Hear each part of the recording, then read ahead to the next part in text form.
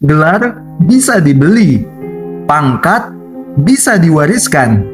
Tapi kalau hati nurani, itu cuma bisa tumbuh kalau manusia mau belajar dari alam, coy. Pertanyaannya nih untuk kita, apakah kita ini betul-betul belajar atau cuma sekolah aja? Katanya berpendidikan, tapi kok gagal jaga bumi?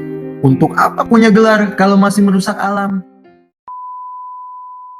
Assalamualaikum warahmatullahi wabarakatuh. Oke guys, gue mau nanya sesuatu nih. Ya mungkin agak nyelekit sih. Buat apa sih kita bangga punya gelar, punya pangkat, punya jabatan kece, kalau alam aja yang ngasih kita kehidupan malah kita sakitin? Ya serius gue nanyanya. Buat apa kita pintar di atas kertas kalau nyatanya kita ini bodoh di hadapan bumi? Gue tahu ini berat, tapi kita harus ngomong ini sekarang. Kenapa? Karena Indonesia lagi nangis kawan-kawan. Dari Sabang sampai Merauke, banjir bandang, tanah longsor, terdapat gempa, likuifaksi, kebakaran hutan, semua kayak datang bersamaan. Dan masalah utamanya, lu tahu nggak? Sebenarnya bukan cuma alam yang marah, tapi karena keserakahan manusia. Guys, gue mau nanya nih sama kalian yang nonton. Kalian pernah nggak sih ngerasa kayak gini? Apa ya gunanya pendidikan kalau akhirnya nggak bikin kita lebih manusia? Coba deh, kalian jawab jujur. Serius jawabnya. Soalnya di sekolah kita diajarin menanam. Di sekolah kita diajarin menyiram, bahkan merawat pohon. Tapi begitu keluar gedung sekolah, cuma ada satu hal yang gue lihat, yakni ngelihat tanaman, ngelihat pepohonan, ngelihat lingkungan yang dihancurin abis, dibabat abis, digundulin abis. Sama siapa ya kira-kira ya? Kalian pasti tahu sendiri deh, nggak perlu disebut. Sama oknum pejabat dan pengusaha yang membuat lingkungan sekitar itu hancur. Kita diajarin mencintai alam, tapi pemerintah dan para pemilik modal malah menggunduli alam. Ironi kan? Kalian pernah nggak sih merhatiin siapa sih kira-kira yang paling banyak merusak hutan? Apakah orang yang nggak sekolah? Tentu jawabannya pasti bukan. Justru yang punya gelar paling banyak menghancurkan alam itu sendiri. Mereka merasa punya kuasa karena memiliki akses untuk meraup keuntungan secara personal. Ih, parah banget ya, benar-benar kejam. Biar nggak dibilang gue cuma ngoceh-ngoceh nggak jelas, gue bawa pendapat tokoh-tokoh pendidikan dunia nih. Yang pertama, Paulo Freire. Freire pernah bilang bahwa pendidikan sejati adalah praktik pembebasan. Ia membebaskan manusia dari penindasan. Tapi pertanyaannya, kalau pendidikan membebaskan manusia, kenapa ya pejabat yang berpendidikan itu justru malah menindas alam? Hutan ditebang, bukit dikeruk, air dialihkan. Di mana letak pembebasannya? Kayaknya nggak ada tuh. Yang kedua, ada Ki Hajar Dewantara. Ki Hajar Dewantara pernah bilang, pendidikan itu menuntun segala kekuatan kodrat yang ada pada anak agar mereka sebagai manusia dan sebagai anggota masyarakat dapat mencapai keselamatan dan kebahagiaan yang setinggi-tingginya. Aduh, timbul pertanyaan lagi nih. Pertanyaannya gini sob, jika pendidikan untuk keselamatan, kenapa sistem pendidikan gagal menghentikan bencana yang dibuat manusia itu sendiri? Vandana Shiva pernah bilang, dia bilang bahwa kerusakan alam adalah bentuk kekerasan oleh kekuasaan dan kapital terhadap bumi. Ya, kalau gitu, apakah para pejabat dan pengusaha yang merusak hutan itu sedang melakukan kekerasan terhadap bumi? Jawabannya jelas, iya. Mereka sedang merusak hutan dan sedang melakukan kekerasan terhadap bumi. Coba kita lihat teman-teman, bencana alam yang ada di Indonesia, baik itu di Sumatera, baik itu di Palu, dan wilayah Indonesia lainnya, sebenarnya penyebab utamanya bukan karena alam, tapi karena keserakahan yang mengundang marahnya alam, sehingga datanglah bencana. Ayo teman-teman, coba kita buka mata kita. Yang terjadi sekarang bukan sekedar bencana alam. Bencana yang sebenarnya terjadi adalah karena keserakahan ulah manusia. Coba kita lihat di Sumatera, banjir bandang, apakah itu tiba-tiba turun dari langit? Bukan, itu bukan tiba-tiba turun dari langit. Itu datang setelah hutan-hutan di tebing dan bukit digunduli untuk sawit dan tambang. Kemudian tanah longsor. Tanah longsor apakah tiba-tiba longsor tanpa adanya sebab? Tentu saja tidak. Jawabannya, tanah longsor itu terjadi karena akar-akar yang seharusnya mencengkram tanah sudah dicabuti industri. Kemudian gempa.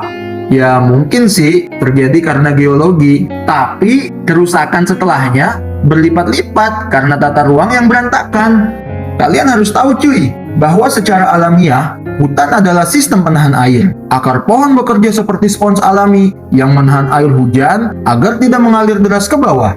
Dalam laporan ilmiah Ikatan Ahli Geologi Indonesia, disebutkan bahwa wilayah yang kehilangan tutupan hutan hingga 30% lebih rentan mengalami longsor dan banjir bandang. Artinya, ketika pepohonan tumbang, perlindungan alam pun hilang.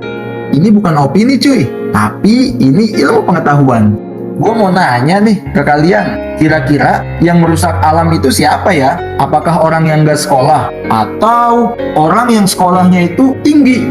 Punya jabatan, punya kekuasaan, dan bahkan gelarnya itu bererot.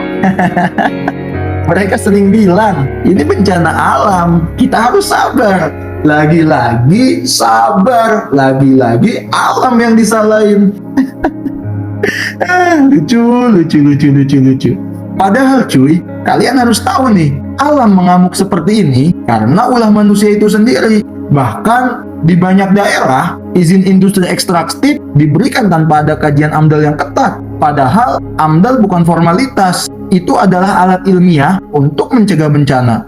Ketika pejabat mengabaikannya, mereka sedang mengabaikan ilmu pengetahuan. Inilah yang membuat kita sadar bahwa pendidikan tidak hanya diukur dari gelar, tapi dari sejauh mana ia dijalankan dalam keputusan politik dan ekonomi. Coba itu cuy, pendidikan itu yang harusnya menjadi karakter untuk menjaga alam, untuk menjaga lingkungan, sudah tidak lagi memiliki karakter itu. Kita harus akui bahwa pendidikan di Indonesia terlalu sibuk mencetak lulusan, bukan manusia. Kita sibuk mengejar nilai, bukan hati nurani. Kita sibuk mengejar ranking, bukan empati. Dan kita sibuk mengejar jabatan, bukan tanggung jawab ekologis. Makanya, banyak yang sekolah tinggi, tapi tetap saja buang sampah sembarangan, buang limbah ke sungai, beri izin hutan untuk cuan, bangun villa di area rawan longsor. Gua tahu cuy ini pedes, tapi ini fakta yang harus gua sampein. Pendidikan kita tidak masuk ke hati, hanya menempel di dinding, bukan mendarah daging. Kalau pendidikan hanya menghasilkan manusia serakah yang merusak alam, itu bukan pendidikan namanya, itu adalah bencana. Psikolog moral Lauren Kohlberg, beliau pernah mengingatkan bahwa tahap tertinggi pendidikan bukanlah kemampuan menghafal, akan tetapi kemampuan membuat keputusan berdasarkan prinsip etis universal. Salah satunya yaitu menjaga kehidupan. Maka merusak alam sama saja dengan mundur ke tahap perkembangan moral yang paling rendah. Dan lucunya, banyak yang melakukan itu. Dan di antara mereka yang melakukan itu adalah orang-orang yang terpandang cuy, yang punya gelar banyak dan kekuasaan. Gua mau nanya lagi nih, kira-kira kalian setuju nggak kalau orang terdidik seharusnya lebih sadar lingkungan? Kita sering lupa bahwa literasi lingkungan bukanlah pengetahuan tambahan, akan tetapi itu adalah kebutuhan masa depan. Menurut UNESCO, pendidikan lingkungan adalah dasar dari sustainable development. Kenapa? Karena generasi masa depan tidak hanya perlu kompeten, tetapi juga peduli. Jadi pertanyaan gue simple sih buat kalian, bukan sekedar pertanyaan opini, tapi tentang masa depan kita bersama. Coba dah, tulis pendapat kalian semua di kolom komentar. Ilmu, wawasan, pengetahuan bakalan berkembang kalau kita saling sharing di kolom komentar. Oh iya cuy, satu lagi nih. Kalau seandainya lu punya kuasa politik atau punya kuasa ekonomi, kira-kira apa yang bakalan lu lakuin? Lu bakalan ngejaga alam nggak? Kira-kira lu bakalan ngerawat alam atau menghancurkan alam? Coba pertanyaannya dijawab di kolom komentar. Ya harapan gue sih, siapa tahu salah satu dari kalian itu nanti bakal ada yang jadi pejabat beneran. Amin. Tapi jangan pejabat yang ugal-ugalan ya guys. Buat apa pintar kalau akhirnya bumi yang dijadikan korban? Dan buat apa juga punya gelar kalau kelakuannya lebih rakus dari yang gak sekolah. Padahal penelitian menunjukkan bahwa negara-negara dengan tingkat literasi lingkungan tinggi cenderung memiliki indeks kualitas hidup dan ekonomi yang lebih stabil. Artinya, menjaga alam bukan cuma soal moral, tapi juga soal bertahan hidup. Alam bukan sekedar objek yang harus dieksploitasi, akan tetapi alam adalah guru pertama, rumah pertama, dan bahkan pelindung pertama manusia. Cuy, ingat baik-baik nih, kita cuma punya satu bumi, dan bumi ini nggak butuh banyak orang pintar. Bumi cuma butuh orang yang benar, karena pada akhirnya tingkat pendidikan seseorang tidak diukur dari berapa banyak gelarnya, tapi dari sejauh mana ia tidak merusak alam. Kalau sekolah mengajarkan kita menanam, tapi kekuasaan mengajarkan kita menebang, maka itu artinya pendidikan sedang kalah. Ayo kita bangkit. Bangkit cuy. Rawat alam kita, jaga lingkungan kita. Kita harus ubah itu. Mulai dari diri kita sendiri, mulai dari hari ini, dan mulai dari detik ini. Kalian harus tahu nih guys, kalau manusia itu belajar dari buku, maka bumi mengajar lewat peringatan. Dan sekarang peringatannya datang lewat banjir, lewat longsor, lewat gempa. Ini bukan murka cuy, tapi ini feedback. Siapa yang menanam, dia yang akan menuai. Mending kalau misalnya dituainya sendiri, tapi nuainya ngajak-ngajak. Pendidikan sejati bukan sekedar tahu rumus, bukan sekedar hafal teori, dan bahkan bukan sekedar hanya punya sertifikat. Tapi pendidikan sejati adalah kemampuan untuk menjaga kehidupan.